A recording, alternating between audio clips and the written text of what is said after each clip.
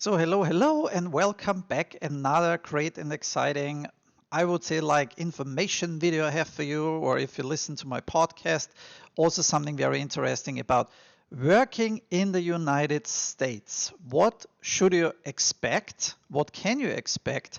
And what is really the reality? And the reason why I bring this up is because I have seen also other videos from immigrants, especially from Germany, who moved to the United States, and they came after a while to the conclusion, and they said, like, actually it is really tough to be in the United States or to work in the United States, and you don't have all those benefits.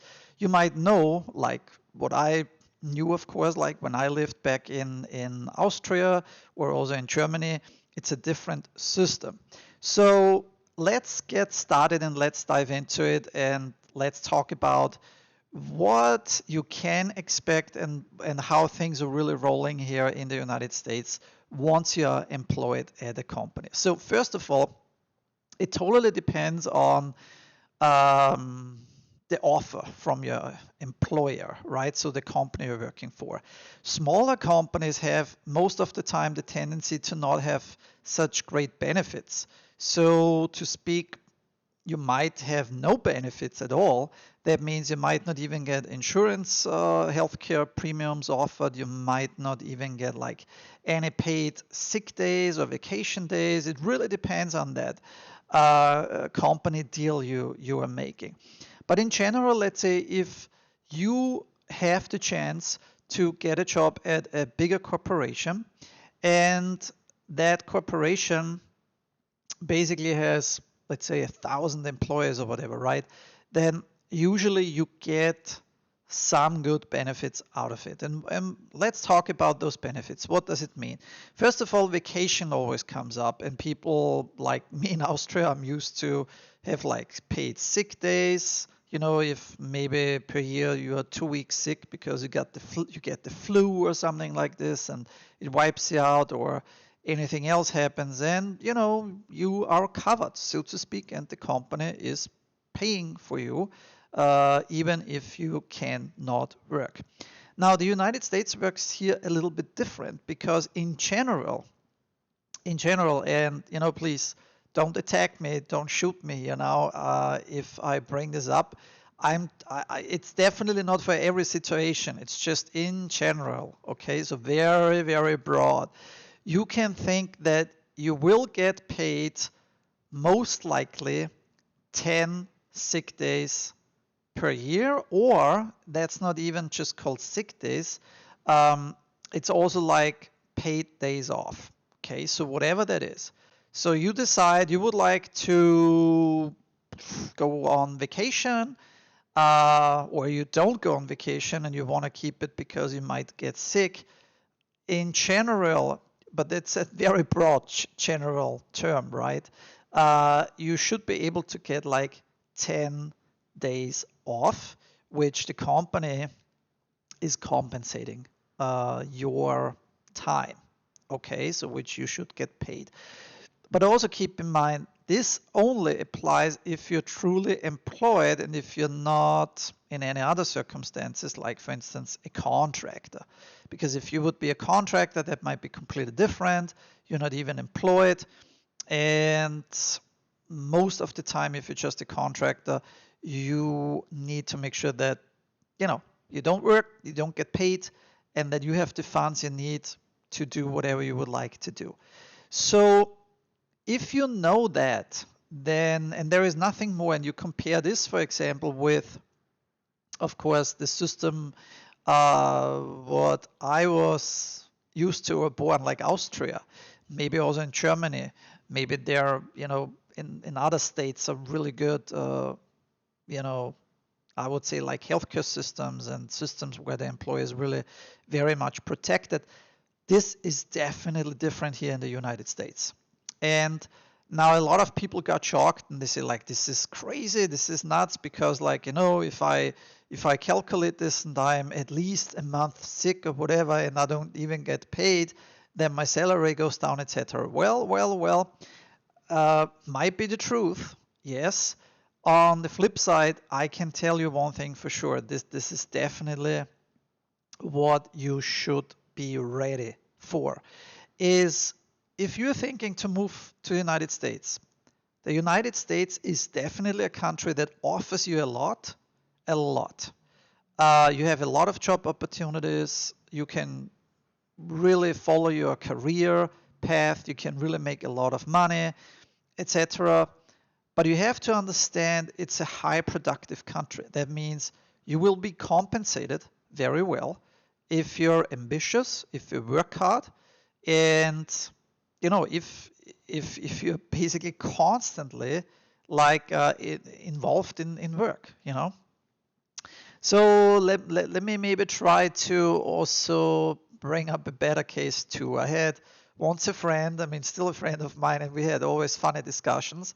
And he also said to me, Bernard, so like, but when I see this system, what you also try to explain me all the time, isn't that better if I'm okay with like working 30 hours a week and I'm not so ambitious and I don't need to make so much money that I just do any job here in Austria, back in Austria, and I don't make $100,000 or whatever a year, but like I live well or okay, and I don't need anymore. I don't want anymore, and maybe I get also unemployment paid after 6 months working or a year, and then I'm for 6 months unemployed, and I get that money paid, and I have full healthcare on top of it, and one day I'm going to retire, and I get my minimum payment also, and I will retire, and this is definitely true.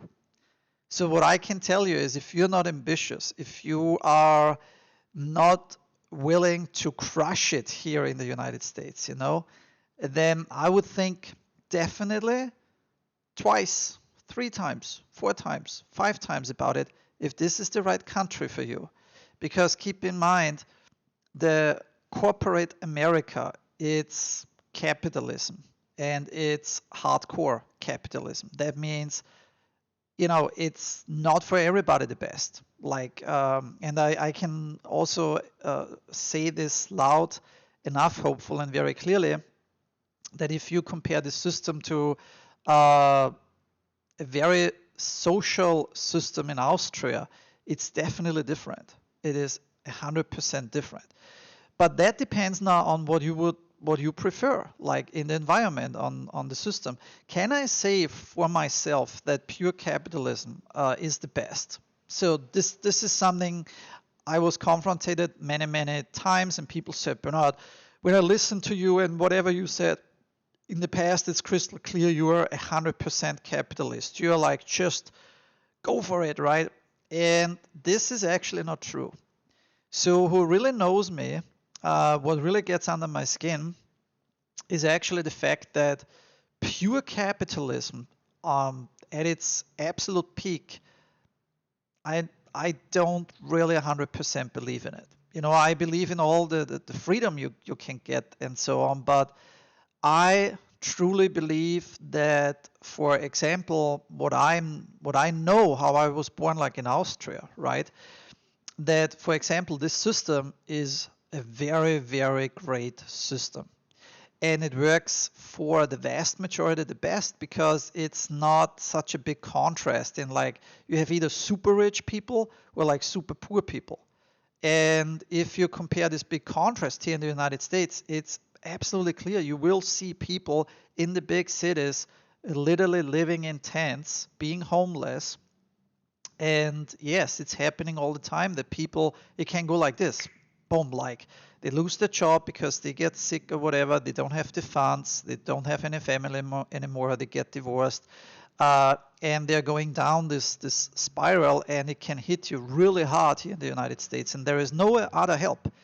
And a social help, like a network, like what you might be familiar like in Austria, especially Austria. I can talk about my home country because, people always confrontate me and then say, how can that be that I love so much Austria? I do. I love my home country, and I also speak in terms of the healthcare system, of the support you get, of the care, of the social support system and opportunities and possibilities you have.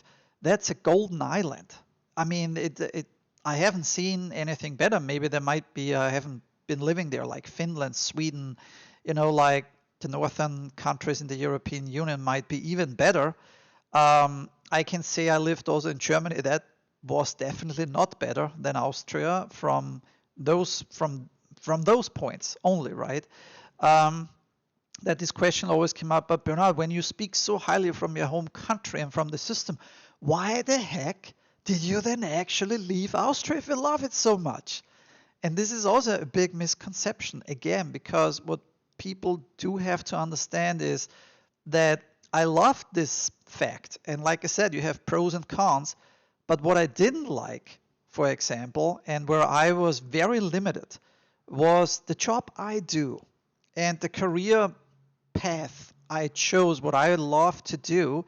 There is literally nothing. The industry I'm working in, it's so tiny, it's so small, it's so limited that, especially when I was younger, right, and in my age when I started, that I felt like I'm dead, like I can't do this, because whenever I was trying to find a job or do something like this, it was nearly impossible back then. Today it's maybe a little bit better, I have to say so, but even so, the opportunities are much smaller and the compensation is also much, much less.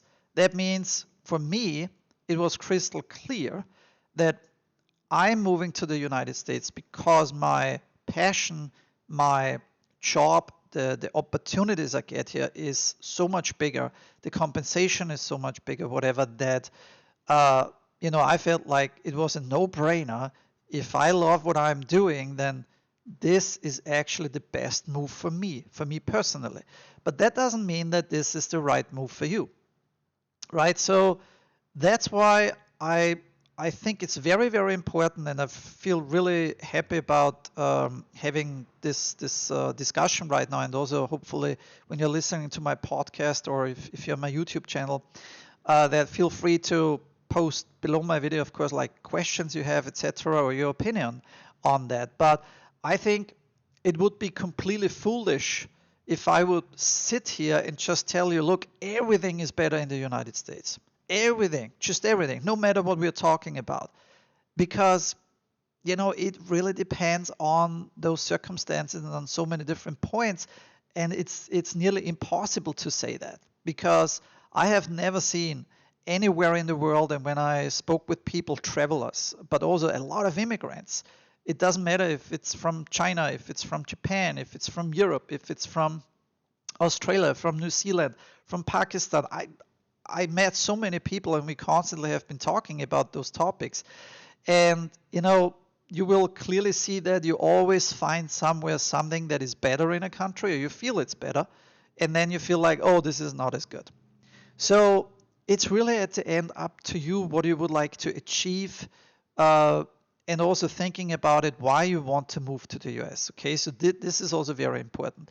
And if you are like an immigrant, and like I was, and you feel like, oh my God, I'm limited. Like as much as I love Austria, I basically knew back then I am so limited, because this is what I would love to do. I would love to work in this industry. And if I can't get any opportunity, and I'm also not being compensated, then if I can make 3-4 times more money a year at least, right, in the United States, and to find those companies and those opportunities, why should I stay then and limit myself in Austria? So this was my big question mark, and then I had to make a decision. Clearly, your situation might be similar, but it can also be, and this is what I'm referring to many, many times, is also the fact that, as a person that thinks about moving to the United States, it is crystal clear that what we have in common absolutely is that you are not 100% happy where you are right now, no matter what it is. Either if it's the culture, if it's like a political issue, if it's the environment, if it's the people, if it's the career, if it's like taxes, if it's like anything. Like, I mean, there can be so many points, right?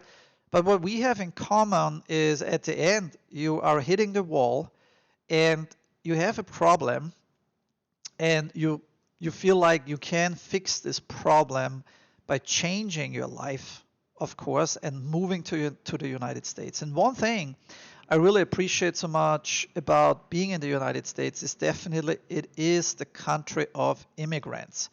So my horizon also was opening so widely, because still when I look back and I lived in Austria, my view was very narrowed. Even today, it's a little bit better. You have internet, flying is easier, etc. You can move quickly somewhere and just for vacation and check everything out, and then your eyes are like popping up, like, wow, what is going on here? How is the situation over here or there? How do people live?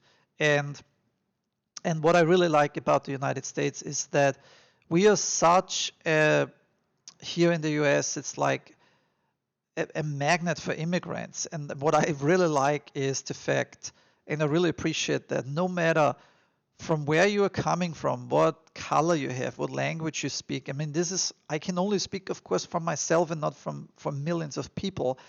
But I appreciate that. I really like that. I can have food variety I didn't have before. It's insane. I like from so many different countries and cultures, like to get a taste of it, and like also connecting with people from all over the world.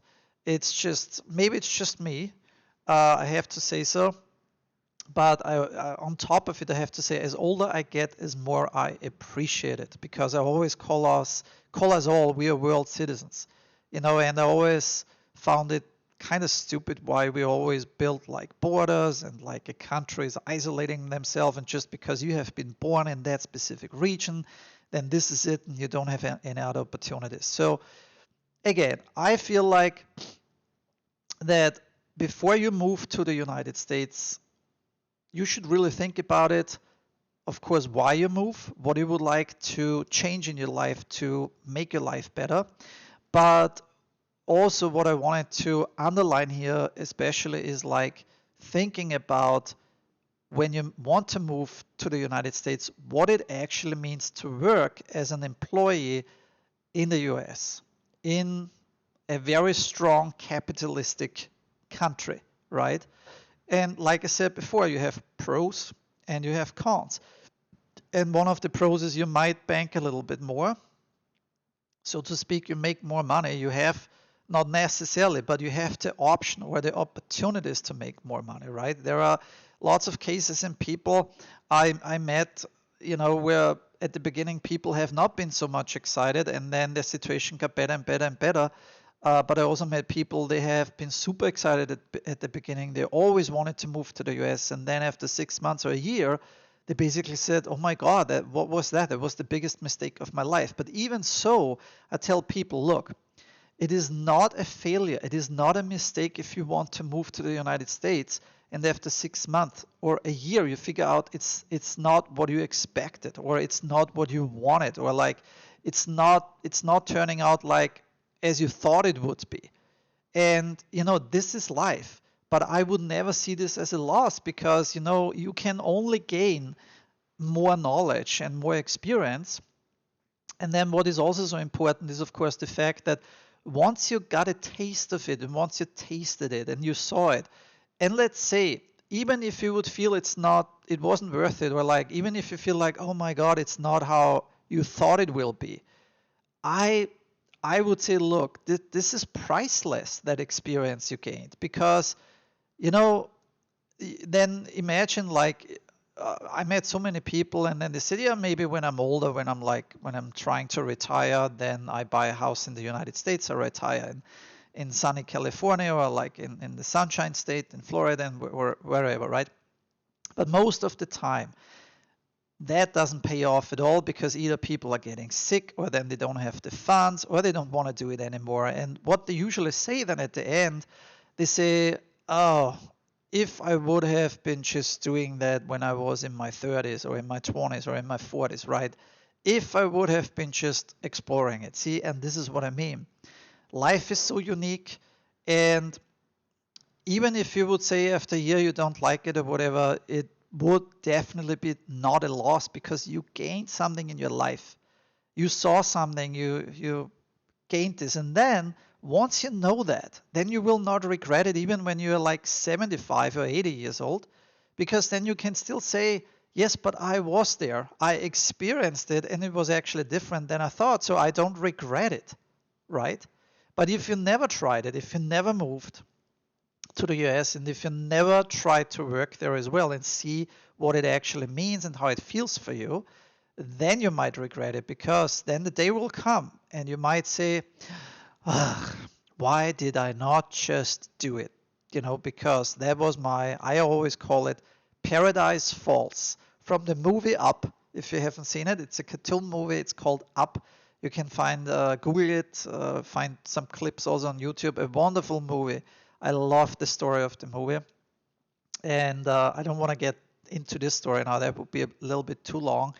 But if you haven't seen it, watch the movie, and then you will understand also what I'm trying to say, because the message is clearly for me, you have nothing to lose.